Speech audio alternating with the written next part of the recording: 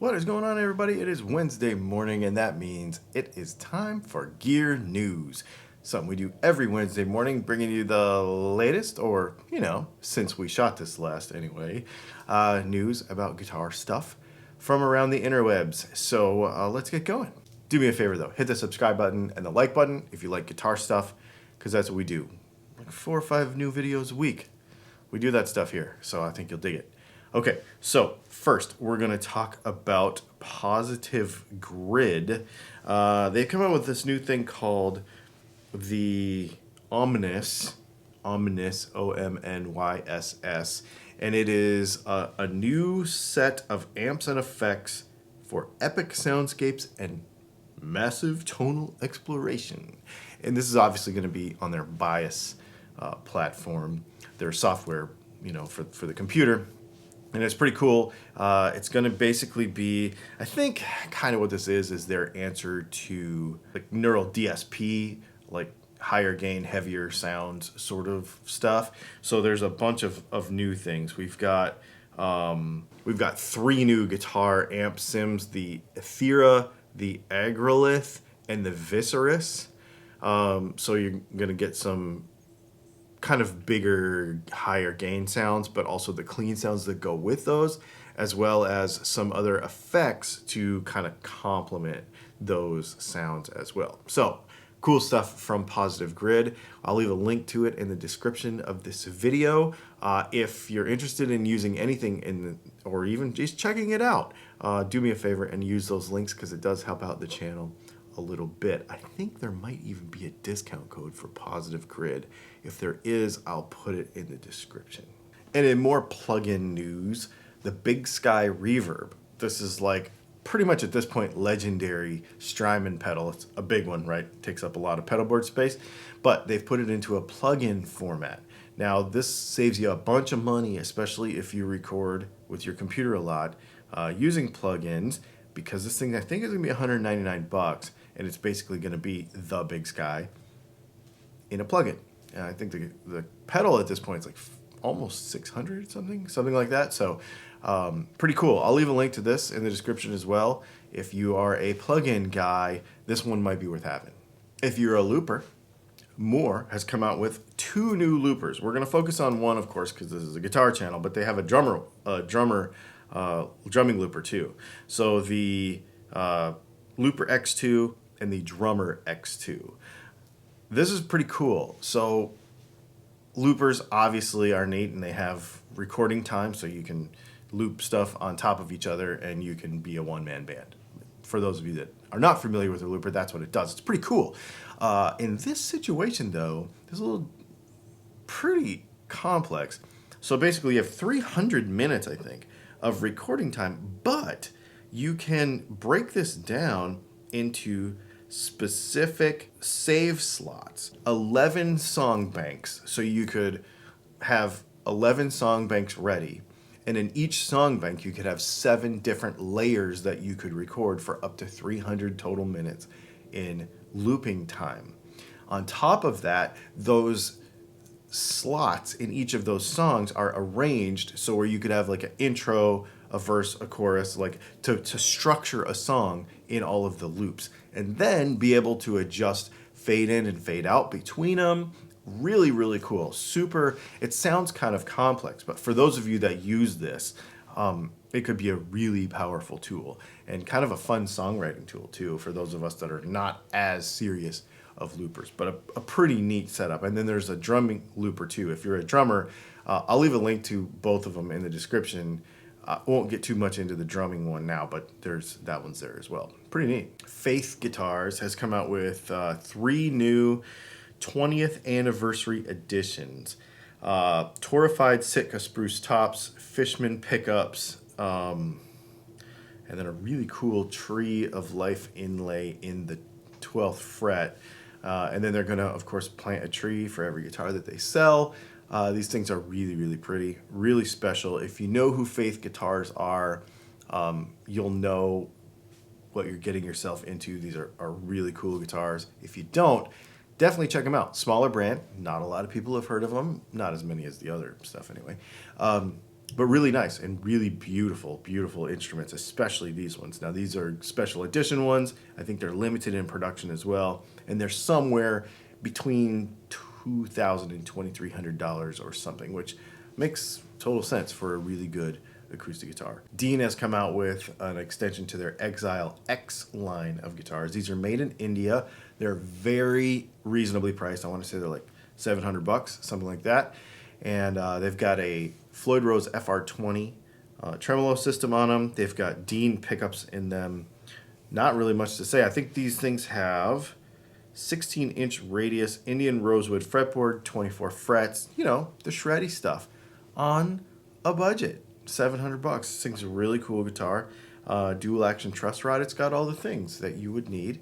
And yeah, they look neat. Kind of cool black painted. I don't know if that's probably like a painted binding on there. You can see it here. Really cool.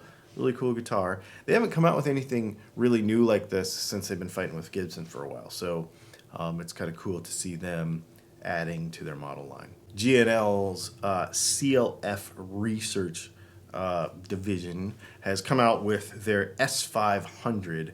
They call it a fan-inspired retro futurist dream. I don't really understand what's fan-inspired about it, but basically this has got all the cool G&L goodies, you know, the magnetic pickups or whatever Fender called them, but they're just G&L pickups. The dual fulcrum tremolo system, all the cool kind of, I don't know, G&L and Fender, they had some neat things that were basically the same as everybody else, but a little twisted, like a little twist on them, right? A little cool twist on them.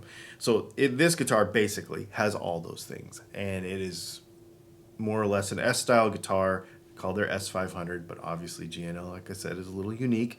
And it's $2,000. So like I've been saying for ages, a good American guitar, $2,000. Pretty cool. It's a Strat. Earlier this year, EVH they announced their Wolfgang. They had the more basic one that was like a plain ash. They had a couple of fancy tops. Now they've got a couple of other ones. The WG standard exotic line, and they've got a couple of burled tops and some fancy wood here.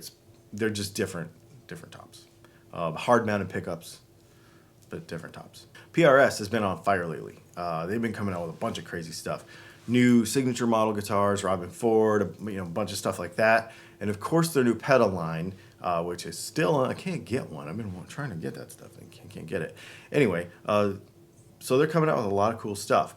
They've expanded their acoustic SE line. So their Angelus Cutaway, this one is all mahogany, and they've got some new bracing that they say allows it to vibrate more, which cool developments and bracing is always cool. So there you go. This particular one is black. It's neat. The top is black and the sides are still like natural mahogany. So it's still got like that PRS kind of contrasty look to it, which kind of makes sense. They carried it through to the acoustic stuff.